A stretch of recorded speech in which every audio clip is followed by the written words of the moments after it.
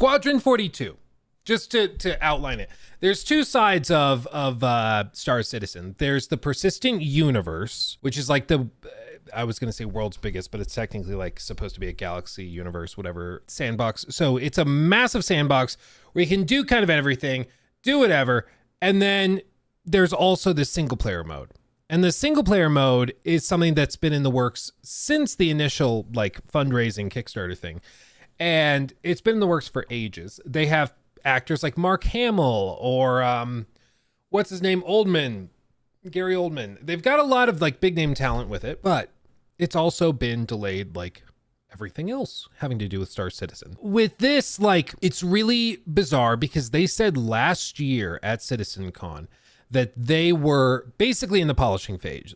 They said it's feature complete. They said they're just polishing, refining stuff, blah, blah, blah. And so everybody's like, okay, so maybe 2025. If you're polishing for a whole year, that should give us time to do that. And with this, it seems like that's not actually the case. After all of this, they had their big showcase yesterday. And as part of their showcase, which I have it pulled up. It's like, where is the full thing? It's like 8 hours long or 9 hours long, the full broadcast. It's a little silly, but it's because it's basically a convention where they spend all day talking about the latest advancements and stuff. But as part of this, they announced that they are now targeting a 2026 release window. And as somebody that has like actually played Star Citizen, I'm just genuinely confused because I was under the impression after last year, they were in the polishing phase. Everything was done. They just were refining it. And now they're saying that they need another like 1.5 to 2 years. Like, that's crazy. I mean, what they showed was this big 1:15 gameplay demo, which I can show you. You know, they've got some different prototype stuff working. I'm going to kind of skip through this a little bit just so I can show more of it because we obviously can't just sit here for 1 hour and 15 minutes. So hopefully the Star Citizen fans will understand. But like, they show all of these different components that work in the persistent universe side of things, but they are showing it in the context of a single player game. And it's a really cool idea. You have the full universe available to you in the persistent side of it. But then if you want something a little bit more linear, a little more handcrafted, you can play through the campaign and enjoy it that way. And so you get the best of both worlds and you get the gameplay mechanics, you know, really pushed to their limits in the single player where they can craft these experiences by hand to really showcase what they are capable of. And then in the persistent universe, you can kind of take those lessons and grow from them. But this is certainly more of a tech demo than a trailer. There's little elements of this we've seen before. And what I mean by that is that there's a lot of these very slow moving panning shots where you can tell the goal is to showcase the tech. The goal is to showcase the scale, the scope, all of that. The seamless transition, by the way, you notice from space straight into the ship. That's just a big old girthy flex on all of the other devs that have tried to do similar stuff like this before. Whether you look at No Man's Sky or, of course, Starfield being the most recent example where they're just showing that they can stream in all of this tech no problem. But they have some other sequences like this, lots of cutscenes, facial animations look pretty solid. I will say it's very slow in terms of pacing. That's one thing that Star Citizen has always had, is that it's a very, very slow, methodical kind of game. It is not a game that just is like, it's not a Phantom Liberty. It's not going to come out with like the crazy stuff right out the gate. They're going to take their time kind of setting things up, building the immersion. That's what their goal is. But this is already a lot more than we've ever seen before in terms of NPCs, in terms of like scripted stuff. You can see more cutscenes. The old man himself, the guy from that Sherlock Holmes movie, Lord Blackwood. We will not have to worry. Is that a throwback or what? About it being kind, because today we will define ourselves through our actions.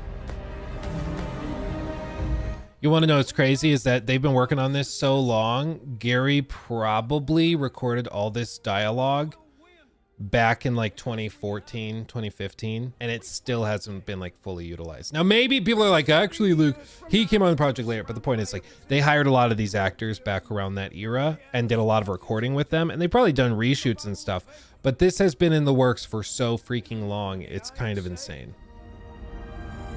I held the line. He held the line. Men and women of the Second Fleet,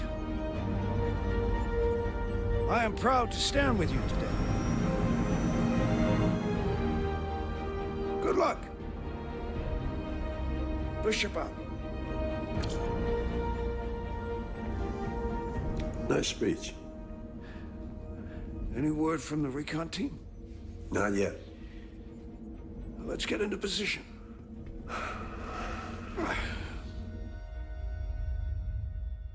Bro's been busy. First he does all that crap with Batman and Harry Potter, and now he's in space. Like, what happened? But you see they're going to kickstart right into this. We take off. Ooh, wowza kanowza. And we're going to see even more sequences. Like, these are kind of slower moving cinematics and stuff. So, you know, it doesn't look bad. It looks pretty good to me. Then they have some flight. Some dog fights, which what is, I know the term is dog fight, but why is it dog fights if it's in the air? Like, you'd think it would be bird fights or eagle fights or something. Dog fights for like plain brawling is just a weird term to me. It's always been really weird as a term, but that's a separate ADHD brain. But I think it looks pretty solid. Again, the seamless transitions is something that when you're watching a trailer like this, or a tech demo trailer, whatever you want to call it, you might take it for granted. But again, just when you stop to appreciate the level of complexity involved with streaming all this data back and forth, it is very, very impressive. Now, I also, to their credit, we've looked at the Star Engine trailer before where it seemed like they just cut out all of the dropped frames and then evenly paced all the frames that were rendered, so there effectively were no frame drops or stutters, even though when it was running in real time it probably was a bit stuttery. And like, we kind of called that out because it's like, it's not really indicative of how this works when you're actually playing the game. But with this, they're showing it, you know, warts and all. There are some stutters, and honestly, I know you're probably picking up on some of those stutters. It still is running way smoother than the normal game. Whatever this supercomputer is that this is running on, it's still running way smoother than I think anything in the persistent universe, which is good to see. You know, the scale and scope of this is what's also like kind of insane. But they continue showing more fights, more craziness, big set pieces, some more narrative stuff. If you want those potential spoilers, you can check those out there. They have some spooky, scary aliens. Eat your heart out, Halo. Look at those. Mr. Old Man again. This guy comes on.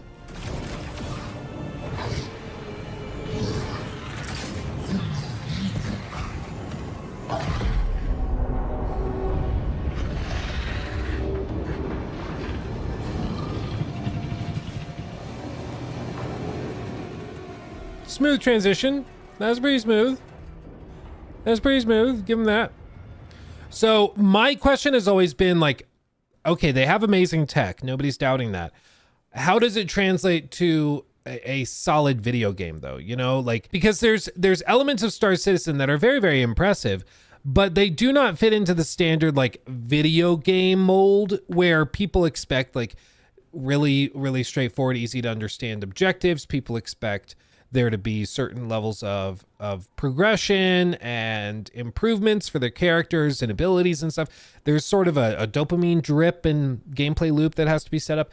And it's never been super clear what that would be for Squadron 42 versus the persistent universe side of things, where it's more self-motivated. I mean, honestly, the persistent universe, there are missions, there are quests, quote unquote, that you can partake in. But for the most part, you're playing that game because you just want bigger ships. You want to get more money to buy bigger ships. Like, you want to rise in the ranks with your squad or your clan or whatever they call it. Whereas in a standard video game, that's much more guided on the part of the devs. So I've always been curious how they would translate that formula over here.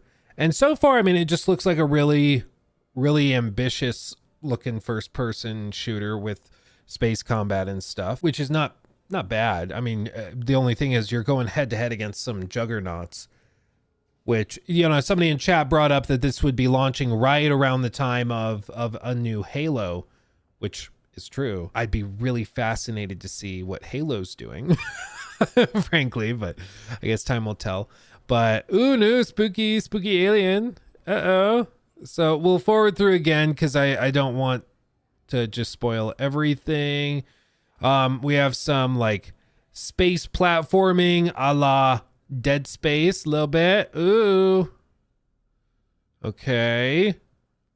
The ship's falling apart, but we're still going. Look at that. That's kind of cool. Launch yourself to nearby surfaces. That's kind of cool. Just propelling yourself around the environment. It's not bad. Not bad. Very beautiful. Very beautiful. Muy bueno, muy bonito, as it were. And if we go a little bit further, we've got some more space stuff. I mean, it really is a game designed for the fans of the sci-fi spacefaring craziness.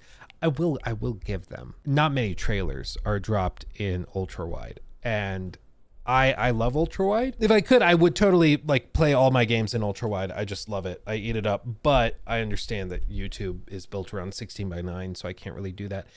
But what are you gonna do? No, Gary, no. Can't do that. You're dead in the water, and we can help. The situation's under control. You are to reverse. You can't kill it. Not before it takes you out. We are boarded and burning. This is the only way. Maybe have her re-record those lines. That was a little. Figure it out. The situation's under control. You are to reverse. You can't kill it. Not before it takes you out. Yeah, which one is the Squadron? Boarded And which one is 42? This is the only way. Well, lock your course and get off that thing. Both of you clear? Aye, aye. Rachel. I will.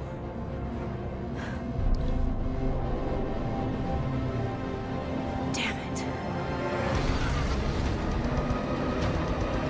Uh-oh. Uh-oh. Aliens.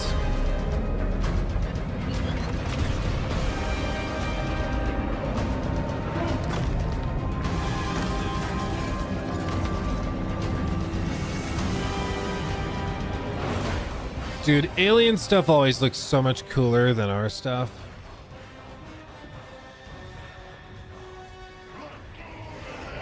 Like, come on.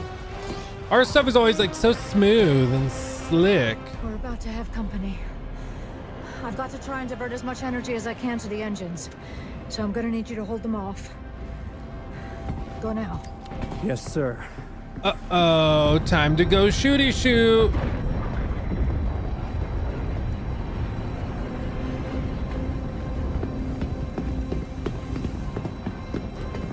Life support and lab are offline. Disabling safeties on the reactor to boost some extra juice. Here they come! Let's see these shooting mechanics.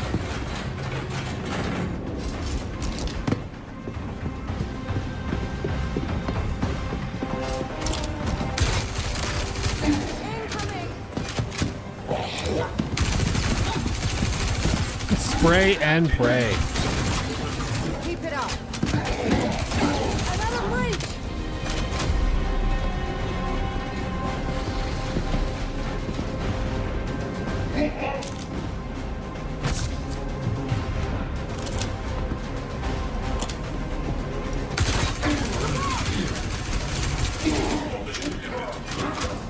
I mean, it still looks like Star Citizen gunplay, honestly. Like,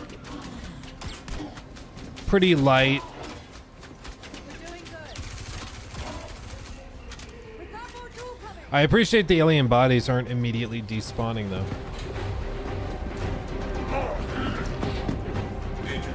Hit shield 25%. It also stresses me out immensely seeing them shoot right at the windshield, basically. I know it's like probably super ultra powerful sapphire whatever glass, so it's not gonna just break with a bullet, but it seems like a needless risk to shoot at a windshield. If it breaks, you are in space. You did it! You did it, kid. Warning, collision imminent. Almost finished here. Huh? Ejection system offline. The escape pod door is jacked. I need you to manually override the door.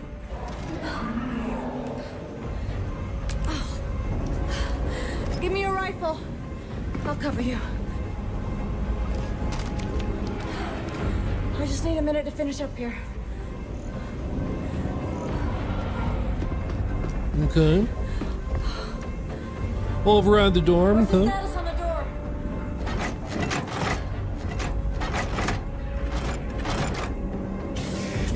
We're good. Down!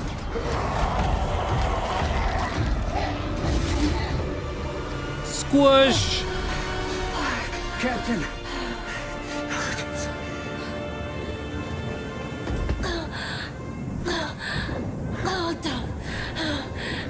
Sir.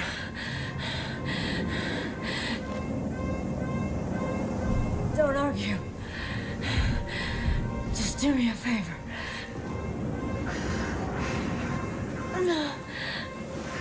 Give this to Bishop. Tell him it's all gonna be okay. Tell him it was a good trip. Warning, collision imminent. Get the hell out of here. Warning, impact. Warning, impact. Warning. Spoilers. Warning, impact. Warning, impact. I said get out of here. No, I'm not leaving you. Just, okay. Bye.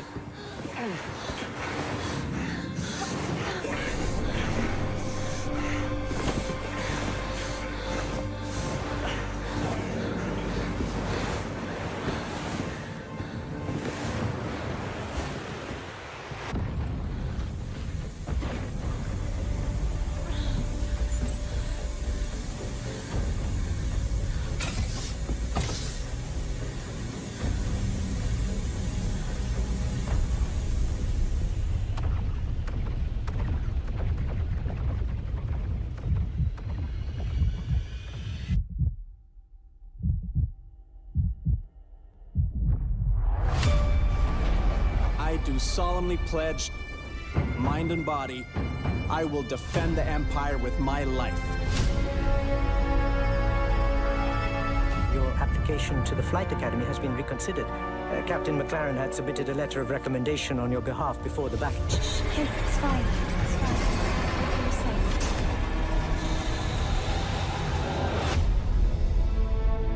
We may be a small crew, but the Yeah. work we do matters. Welcome to the Stanton. I'm Eugene Morrow. I'm Petty Officer Webster, Chief Mechanic. This will be your new home. We got you flying with Lieutenant Commander Colton. He's one of our best. Sir, Who the hell are you? I'm your new wingman, sir. The name's... You want me to learn your name? Live long enough for me to care. Baron Actual, you're clear to launch. Launching in 3, 2, 1.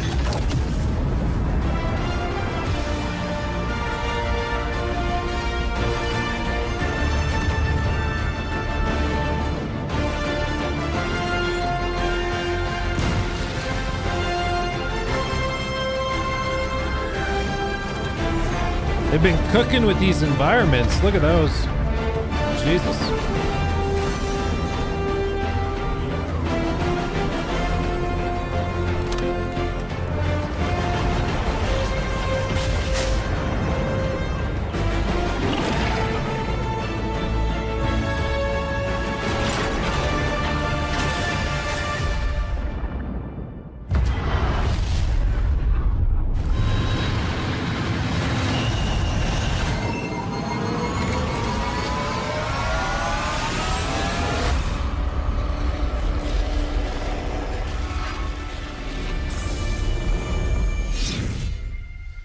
2026.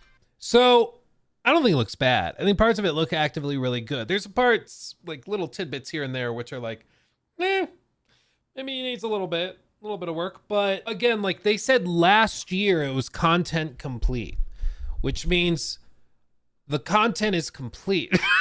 And so normally when you hear content complete, it means like we are wrapping up. Like we are just polishing. That's all we got. And then some later reporting and rumors and stuff came out suggesting it wasn't actually content complete. And that was at the very least a misspeak, and that they've actually now just gone feature or content complete. And now they're polishing. I don't know who to believe. What I do know is that, like, when it comes to predicting timelines, Robert Space Industries are right there with like Elon Musk on when full self-driving is coming to Teslas. Like, whenever they say something, add 5 years. Like, I just don't believe anything they say when it comes to timelines, because they just have, maybe it's over optimism, maybe it's delusion. I don't know, but whatever it is, it's literally never on time. I don't think they've ever hit a scheduled release date from their initial announcement of when they said it was going to be there. Yeah, what they meant was feature complete-ish. Yeah, the ish was in really small font next to it. So I you know, when it comes out, yeah, I'll try it. I'll be excited to try it. But as for what we have there, I mean, we're gonna have to wait a year, 2 years before we see the launch version. And a lot can change for better or worse in 2 years. So we'll keep an eye on it. But I mean, they dropped that, and, you know, it's a big, crazy showcase, and, you know, people are very excited about it. The comments are usually pretty telling. It's a version without the crashes and full ending. 1540. This officer is so shocked by the news, he briefly changes into a different person. Let's see what they're saying. Oh, yeah. Straight up. How can you tell this was running in real time? Props to them for running it in real time. They could have pre-rendered this or pre-recorded it and then fixed out all these bugs and stuff. But they actually played it, my understanding is, on stage. This means I don't even know what could possibly be happening there in that moment, though. That's crazy. That's a weird bug. Yeah, Henry Cavill being this elevates the awesomeness of that first scene. Did not expect him a pleasure or surprise, to be sure, but a welcomed one. It was known that Henry had a small role in this. Those who supported the project for the last few years. He made that for free. So Henry Cavill's in the first. He's right here. Even learning what you're truly capable of. Those are just the perks.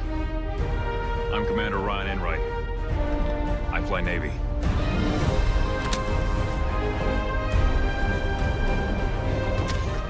What a damn Giga Chad, man. God, can he get any cooler? It's ridiculous. Leave some of the babes for the rest of us, man. Unreal. What I'm seeing, so like if we break this down, let's remove fandom and whatever. I'm going to talk to Space Tomato about this later this week. And he, you know, obviously they are much more in tune with the community, so I'm sure they'll have some interesting things to share with me about it. But from the outside looking in, somebody who is just tangentially familiar with Star Citizen, the gunplay didn't look particularly great. The ship combat, as always, looks stellar. You know, the scale and set pieces always look stellar. The writing seemed like kind of standard sci-fi affair, and some of the line delivery was like actively kind of bleh. But again, you know, we're kind of bouncing around. So maybe in the full context of the game, it plays much better.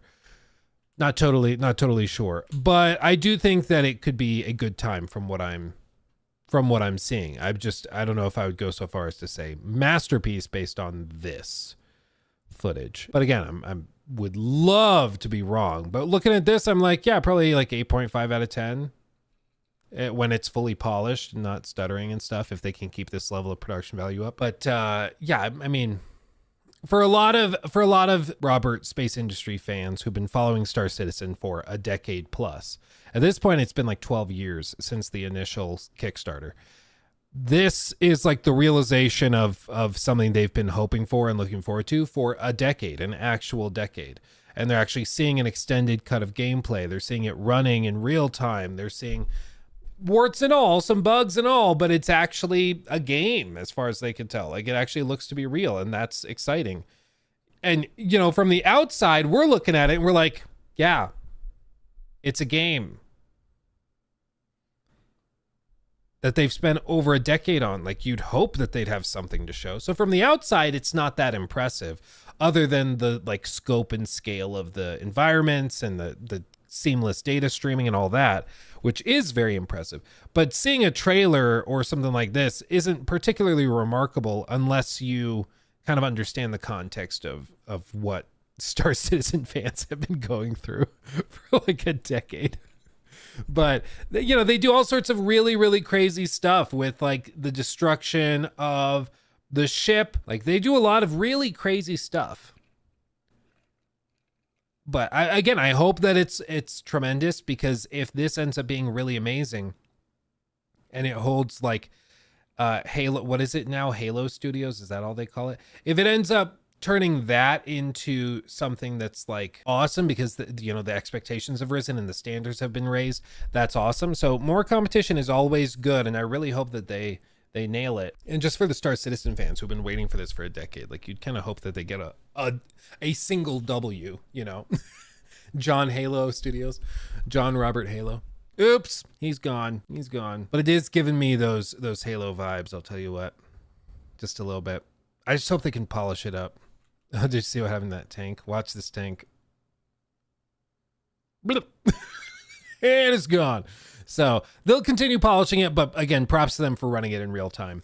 Beyond that, we saw some other stuff. For example, they have a full like realistic weather sim demo that they did as part of this, where they showed at 20 times speed. Right here you can see real simulation of weather systems, procedural across entire planets. So bear in mind, this is a game where if you're loaded into this area of the planet, you can get in your ship and fly either on the planet's surface or go into orbit and fly right around. You can just pick up and go to the other side of the planet anywhere, and it's all fully procedural. So it is really impressive to see seamless weather systems simulated on a planet. That's just really cool. But again, like with all these things, there's sort of a distinction that has to be made. These are really cool features. Do they make for a fun video game? Not necessarily, right? You can have these amazing tech features. Does that mean your game is going to be fun? No. But Star Citizen also is much more of a space sim than it is a video game. And I think that's where a lot of people misunderstand. Like, a lot of people look at it and are like, okay, but where's the storyline? Where's the XP? Where's the leveling set? Like, they start to look for these things that are standard in a video game, and then they kind of miss the forest for the trees. And you have to remember that this is designed not just, to be punny, but it's designed to be bigger than a video game. It's something more than that. Whether you enjoy that is a separate question. Whether you would want to spend your money on that is a separate question. Whether that's worth over $700 million at this point is a separate question. But that's what they're aiming for. They're aiming for something that's bigger than a video game, something that is basically a massive simulated universe that you can freely explore. And they want to have everything from free planet traversal to weather simulation to economic simulations and all of that stuff. I see. Yeah, they discussed leveling yesterday. Yeah. So in this 9-hour segment, you can see, oh, that looks fun.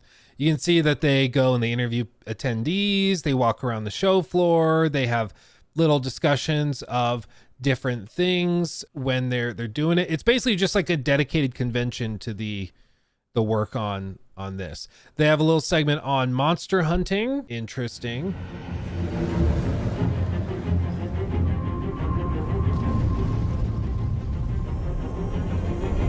Let's see.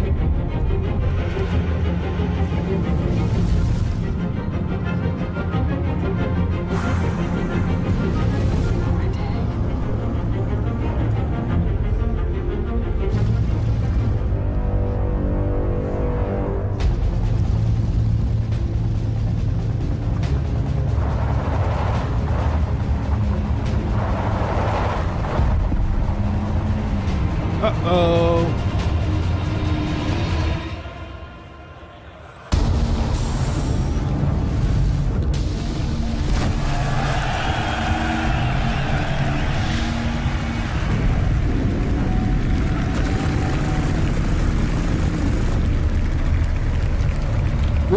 faster!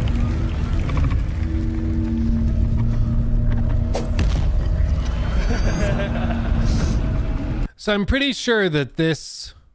I'm sorry, that looks so freaking phallic. I'm gonna rewind till it has teeth showing.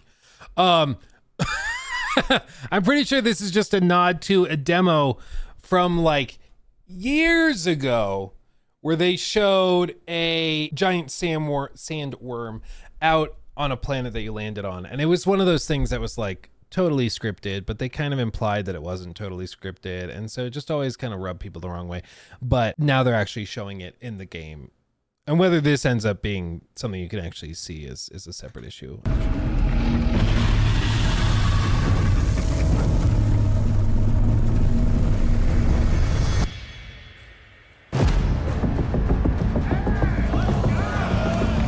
An actual gameplay.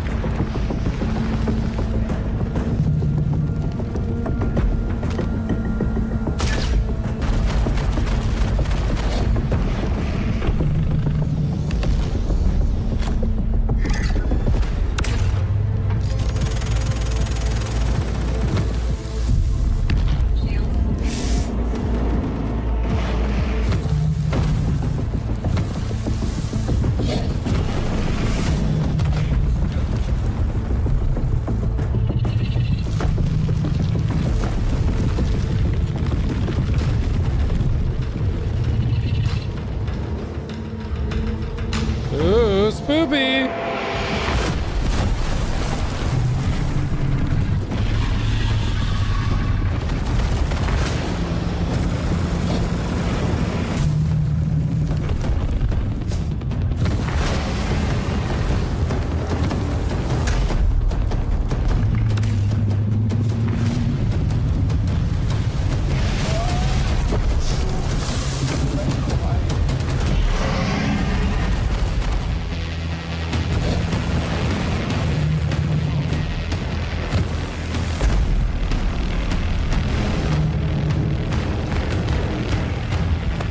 Whenever they go to those ship shots, I'm like, if they can get this running above 15 frames a second, it's gonna be badass. I mean, I understand this is really tough to simulate and there's a lot going on, but imagine if this is something that you could play at like, not just smooth 60, but like if it's actually optimized, that'd be badass. We can dream, right?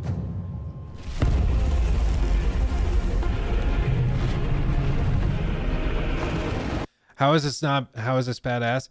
You tell me. It doesn't sound amazing to shoot at a gigantic space penis writhing about, trying to smack you and spray you with various form of debris. Is it lost on you? Is the joy lost on you? Yeah, well, when you put it like that.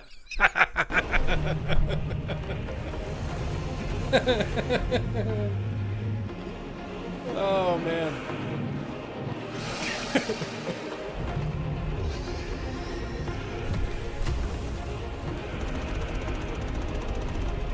Look at that. You know what? The worm is cool. The worm is cool. But have you guys heard of, oh, what is it? Yeah, this thing.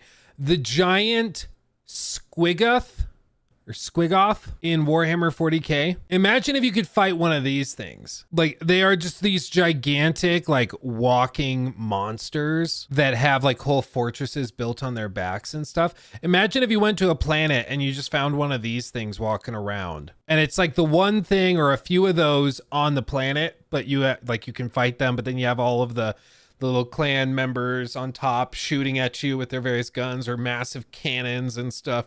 There's so many cool things you could do with it. A giant squiggoth fight would be awesome. I don't think I can order this in the US though. I don't think I can even get one of these. Look, oh, I guess maybe I can. It's a $510 model. Jesus, dude. People are like, Warhammer's expensive. I don't think people understand how expensive it is. I don't think anybody really appreciates it. Oh, it's Forge World, that's why. Anyway, that's a separate issue. That's a separate issue. I don't want to dig too deep into that. I'll get depressed. Where was I? Oh yeah, giant sand penis. So cool. They're showing actual gameplay, playing this with a lot of friends. I can see that being cool, especially if they have some mechanics to shake it up so it's not just a bullet sponge. But That's a cool thing to see. They talk about it a little bit bite too. Or its deadly slam. So, little bit fun bit of information. As the Valakar becomes more injured, it will retreat back into the planet's surface, and you'll need to make sure that your ground vehicles stay alive or have backups to bait out the creature again, as well as keeping it interested. So, the big question, in a game like ours, how are we going to communicate the health of this creature? Well, things being physicalized is at the heart of Star Citizen. And we know how much of a large fight the Apex Valakar is, and we need to communicate that in a diegetic way. So you'll see here the Valakar's health from 100% to 1%. You'll see its skin getting more battered and bruised as the fight progresses, to give you an idea of where you are and how close you are. So the nice thing about this, it communicates the Valakar's health without needing any UI or health bars, and just purely keeps you immersed in the experience. So, number one question, why do you want to kill the Valakar? Well, because it's fun, but I know you sweaty gamers, so it's got loot, also known as harvestables. The Valakar has two very valuable harvestables. Firstly are its pearls. You'll need to mine growths on a variety of locations of Valakar to reveal these pearls. And once you've destroyed the growth skin, you'll see disgusting squidgy innards. But next is its big apex teeth. These are within its mouth, and you'll need a very strong tractor beam to be able to yank these things out. And these harvestables will not all come out at the same quality. So you'll be able to learn more about that. That's fine. What else we got? Monster hunting. Oh yeah, they showed the vertical slice. Show social social weather. All sorts of different things. No breaking boundaries. Moving towards MMO standards. Screenshots. I mean, it's basically just what typically happens at quarterly reports within game studios, but they do it in front of all their fans, so the fans can see. Which, you know, cool. You're like, this is one of those weird games where the fans are the shareholders and stakeholders as well, basically, because they've poured so much money into them. They rely on these people. These are the most hardcore fans. These are the guys that are bankrolling this. Like, I would bet you a lot of the people in this shot, their average spend, or their total spending, if you averaged it out, is in the realm of thousands and thousands of dollars on Star Citizen for the most hardcore fans. I mean, think of what game do you care about enough that you would like fly to a convention to talk about it? You have to be pretty deep in the weeds at that point. So, you know, and more power to you. If you really love Star Citizen, that's awesome. But looking at it from the outside in, I'm like, so these are cool discussions that are being held.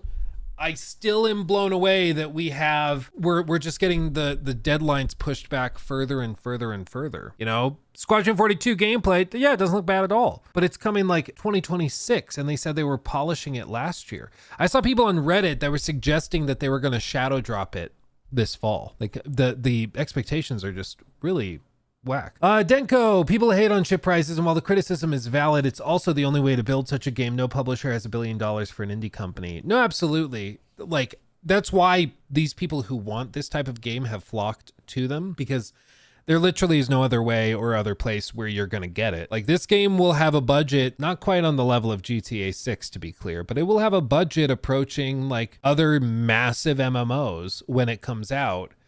And typically, you know, it's bankrolled by some corporation, but in this case, it's community funded. And I understand it's really tough to figure out when stuff is coming out, to figure out deadlines and all that. There's a lot of headaches involved with it. But to me, I'm just frustrated that I have been, like, as long as I've been paying attention to video games, this has been a topic and this has been a thing. And they've only raised more and more money, and still stuff is years and years out, and there's always a reason for it being delayed. And I'm like, it's just frustrating. It may end up being amazing, but it doesn't make it any less frustrating, you know. They earned $2 million yesterday. This is my pretend to be shocked face. Like, wow. Oh. Okay, so the stream died again. I talked to the TDS technician. There's some issue going on in my neighborhood / city that they are aware of, and he's telling me it should be fixed by end of day tomorrow. I swear to God, it's unbelievable, this insanity with this. So I'm I'm close to just trying Starlink. I don't know if Starlink can even do live streams, but I'm that close to just being like, screw all of this. Like, it's unreal that I could do this for a living. And they're like, yeah, well, we'll get to it tomorrow at some point. And I have a business account. Remember that. I have a business account. I pay, get ready for this, $300 a month because of where I live for my like gigabit Ethernet service or internet service. It's Ethernet, blah. But anyway, I pay a lot. I pay a lot.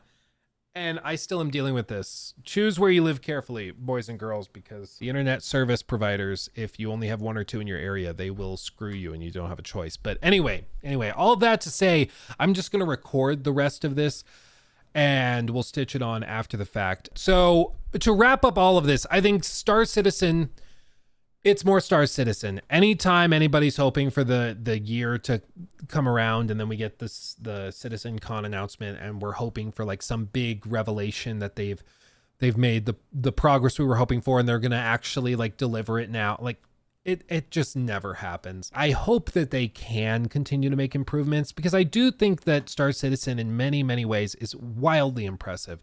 But I think that can be true while their standards and their business practices can also be extremely unprofessional. And I think that that's where I'm at here. It is very unprofessional to tell gamers that they can expect, or really your customers, that they can expect the game to release in 2018, which I believe was the original launch window for Squadron 42. And then to delay it a further like 8 years, because it didn't fulfill your vision or meet your vision. That's crazy. Like that is crazy. Even if what they're doing is going to be like game of the decade, that's still insane and unprofessional. You know, two things can be true at the same time. The game can be really promising. The game can be amazing, but the practices can also be really unprofessional at the same time. Just like with Naughty Dog, we can say, hey, the games are technical marvels, but hey, requiring everybody to sleep in the studio and crunch their lives away is not professional. It's not like we shouldn't allow that. And they took that advice and now they've completely removed crunch from their studios. And my hope would be that in some future time, you know, Robert Space Industries could get to the point where their teams are supported in the way that they need to be supported, but that timelines are actually indicative of reality. You know, they said last year Squadron 42 was content complete and they were just polishing. A year goes by and they say, okay, yeah, give us 2 more years. Like that's crazy. That's ridiculous. It just is. Other studios don't have these problems. But Luke, this is like no other game is like this. I get it. I understand, but it's still unprofessional. It still is ridiculous. And they still call this a game. They still do. That's still the verbiage they use. And there's things that they showed at this event that has been in the discourse for a long time. I mean, this whole thing we looked at earlier in the stream, the monster hunting thing, where they show the giant space worm. This is something they showed off back in like 2016, this whole thing that we looked at on stream. See this? You want to know the first time they showed this? Look all the way back here. Planet V2 trailer. This was 8 years ago, October 11th, 2016. Okay? 2016. You'll see some combat leading up to here, but then we climb up here. Wait for it.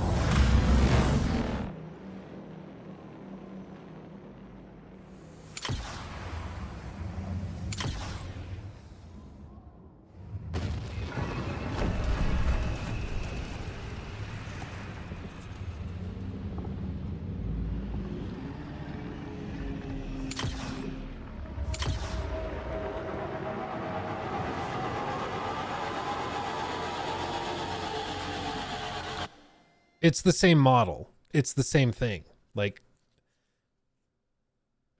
even in this presentation, they're showcasing stuff that they had built, at least that they showed, almost a decade ago. Is it still really impressive? Sure. But if you are a diehard fan of Star Citizen and of what they're trying to do here, I think it's important to acknowledge how ridiculous it is that even now, like the biggest announcements that they'll have at CitizenCon are reworked or maybe realized versions of things they showed 8 years ago. That's an eternity in AAA game development. And I understand people are like, well, this is bigger than AAA game development. It's something else. Okay. But it sounds to me like we're making a lot of excuses, like a lot of excuses. And I can't help but notice that some of the most ardent excuse makers for RSI and Star Citizen in general happen to be the people that are financially deep into this. They have a lot riding on it. They've spent thousands and thousands of dollars on supporting the vision, right? So it's sort of a sunk cost fallacy. And so they just keep supporting it because they don't want they don't want it to be true that maybe this isn't what they were hoping it would be, or at the very least, it's going to take way longer to get there than they were hoping. But I think it's just really important to be critical and hold their feet to the fire so that they stop with feature creep and they start to be much more practical about what they choose to take on and choose to pursue. My understanding of Star Citizen is that it is wildly ambitious. It is very impressive technologically. They are doing a lot here that is very, very cool, but it is an incredibly unprofessional company, I think. And I think that the way they have structured their fundraising is also, I'm not sure what the exact word I would use, because I don't think it's predatory. I don't think it's necessarily like toxic, but it is built around a pay to win system where if you want the best ships, if you want the best stuff, you have to pay real world money for it. And they've said that they will eventually be getting rid of that when the game is done. But I think that that is precisely the incentive to never finish the game. After CitizenCon yesterday, they raised they raised $2 million in a day, primarily through those same mechanisms of pay to win stuff with buying ships and all of that stuff. Why would they ever want to finish the game? If they've already said, hey, when it's done, we probably need to remove the pay to win stuff because it kind of defeats the purpose of the, persistent universe, everything being grounded and all that. Like, why would they ever finish the game? They have a financial incentive to always continue working on it, to always have one more thing they're working on so that they can continue selling it, because clearly people are still buying it. So I look forward to my conversation with Space Tomato. I'm looking forward to that. I think that's going to be really interesting. I'm excited to talk to them. And I'm hopeful that we get even more information about Star Citizen that makes it even more impressive and crazy and wild, because what they show in clips like this is impressive and alluring. That's why these videos are so popular. That's why so many people eat this up. But it feels like we literally see the same demos 15 different times over the course of a decade, and people are still throwing money at them. At what point do you withhold your cash and demand that they actually do what they're saying they're going to do within a reasonable amount of time? I know that they will eventually have the space worm in the game, but do we really need to wait a decade for each thing announced to end up in the game? I hope not. And I don't think that that's reasonable to expect. But let me know what you think of all of this in the comment section. I'm interested. Thank you, everybody, for putting up with the difficulties with the streams today. I cannot wait for them to iron out the internet issues. But until then, I guess you're gonna have to stick with me doing these dedicated filmed videos like a loser, because that's what I am, a loser for the internet. Anyway, thank you, my friends. I love you. I'll see you soon. Bye-bye.